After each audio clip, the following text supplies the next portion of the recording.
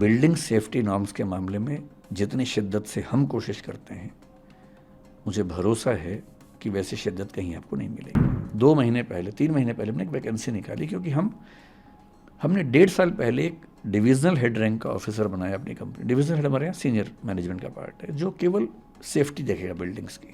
16 points उसमें लिखे हुए हैं, जिसमें एक लिखा हुआ है कि मैंने चेक कर लिया है कि सारे दरवाजे खुले हैं, फायर एग्जिट साफ़ है, उसमें कोई बाधा नहीं है, छत के दरवाजे खुले हुए हैं, कोई इमरजेंसी होने पर बच्चे बाहर निकल सकते हैं। सब 16 पॉइंट्स हैं उसमें।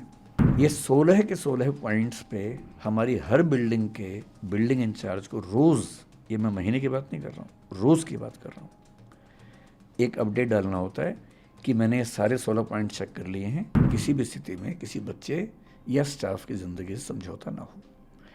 हमारी नीयत ऐसी ही है।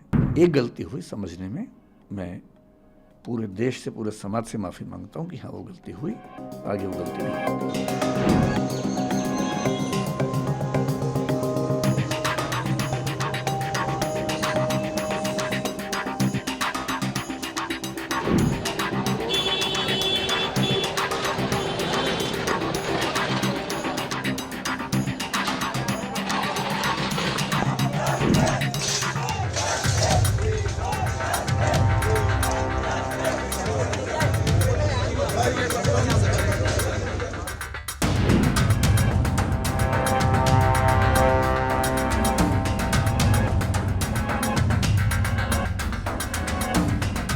एक गलती हुई समझने में, मैं पूरे देश से, पूरे समाज से माफ़ी मांगता हूँ कि हाँ वो गलती हुई, आगे वो गलती नहीं होगी। मुखर्जी नगर में जो कोचिंग सेंटर है, उसको एमसीडी ने उसका बेसमेंट सील कर दिया था।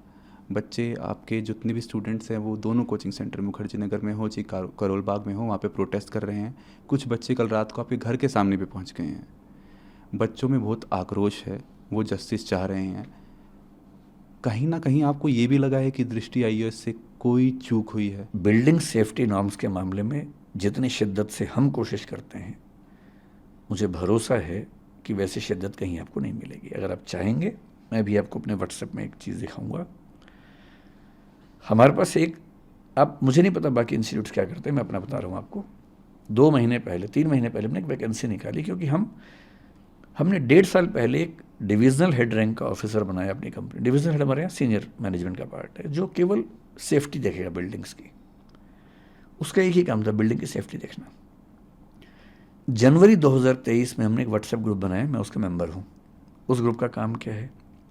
16 पॉइंट्स उसमें लिखे हुए हैं, जिसमें एक लिखा हुआ है कि मैंने चेक कर लिया है कि सारे दरवाजे खुले हैं, फायर एग्जिट साफ़ है, उसमें कोई बाधा नहीं है, छत के दरवाजे खुले हुए हैं, कोई इमरजेंसी होने पर बच्चे बाहर निकल सकते हैं। वो सब 16 पॉइंट्स हैं उसमें।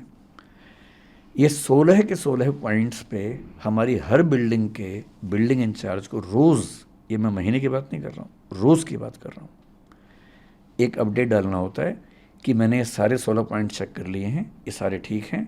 अगर इसके बाद भी कोई दिक्कत आती है तो मैं इसके लिए ज़िम्मेदार हूँ। ये रोज़ होता है। आप अगर व्हाट्सएप मेरा देखना चाहेंगे, इसके बाद देखिएगा। और ये हर बिल्डिंग के लिए रोज़ होता है। इसके अलावा 3 महीने पहले हमने एक वैकेंसी निकाली, 2 महीने पहले ज्वाइनिंग हुई मई के अंत में, एक ऐसे व्यक्ति की जिसका नाम ही है फायर एंड सेफ्टी ऑफिसर। उनका काम क्या है? वो 14 साल से बड़े बड़े मॉल, बड़े बड़े हॉस्पिटल्स में, फोर्टिस जैसे हॉस्पिटल में, एम्बियंस जैसे मॉल में फायर एंड सेफ्टी काम कर चुके हैं। वो दृष्टि के पेरोल पे हैं। उनका एक ही काम है कि सारी बिल्डिंग्स का ऑडिट करना, और जहाँ ज़रा भी दिक्कत है सेफ्टी के मामले में, उसको ठीक करना। उनके अंडर हमने फायर मार्शल्स नियुक्त किए हैं अपनी बिल्डिंग्स में, ताकि कभी फायर की दिक्कत आए तो नॉर्मल स्टाफ ट्रेंड है।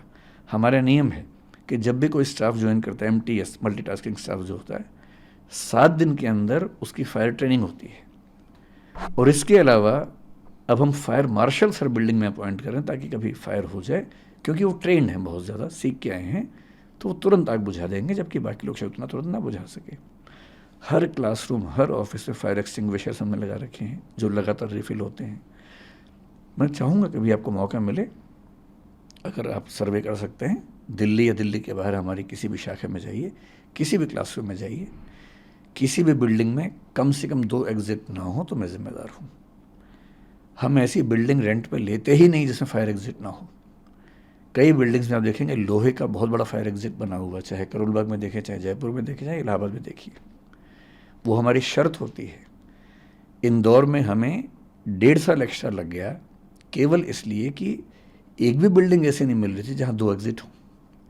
हमने एक लैंडलॉर्ड से बात करके उसकी ज़मीन पे, प्लॉट पे बिल्डिंग बनवाई 2 फायर एग्जिट वाली, और वहाँ काम शुरू किया। 2 साल लेट काम शुरू किया, सिर्फ इसलिए कि किसी भी स्थिति में किसी बच्चे या स्टाफ की ज़िंदगी से समझौता ना हो। हमारी नीयत ऐसी ही है। एक गलती हुई समझने में, मैं पूरे देश से, पूरे समाज से माफ़ी मांगता हूँ कि हाँ वो गलती हुई, आगे वो गलती नहीं होगी।